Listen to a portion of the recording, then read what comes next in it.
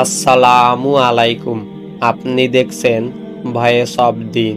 প্রিয় ভাই ও বোনেরা, আপনি কি জানেন জাহান্নামের সবচেয়ে হালকা শাস্তিটাও এমন ভয়ঙ্কর যা দুনিয়ার সব কষ্ট মিলে তার সমান নয়।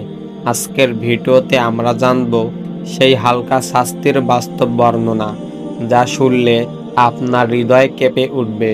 রাসূল সাল্লাল্লাহু আলাইহি ওয়াসাল্লাম বলেছেন, জাহান্নামের সবচেয়ে হালকা শাস্তি হবে এমন একজন মানুষকে দেওয়া হবে যার দুই পায়ের নিচে আগুনের অঙ্গার রাখা হবে, আর তাতে তার মস্তিষ্ক ফুটে যাবে।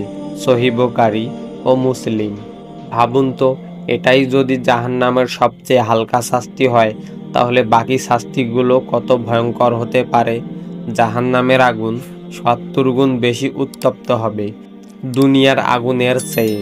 হাদিস সহিহ মুসলিম।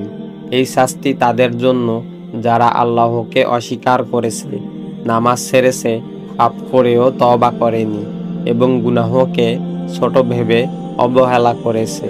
রাসূল সাল্লাল্লাহু আলাইহি ওয়াসাল্লাম বলেছেন, যে ব্যক্তি আল্লাহর জন্য কাঁদে তার চোখে জাহান্নামের আগুন স্পর্শ করবে না। তিরমিজি। তাই তওবা করুন, নামাজে ফিরে আসুন এবং আল্লাহর দিকে ফিরে যান। এখনো সুযোগ আছে।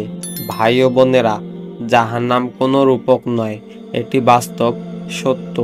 চলুন আজ থেকেই আল্লাহর কাছে আশ্রয় চাই, যেন তিনি আমাদের সবাইকে জাহান্নামের আগুন থেকে রক্ষা করেন।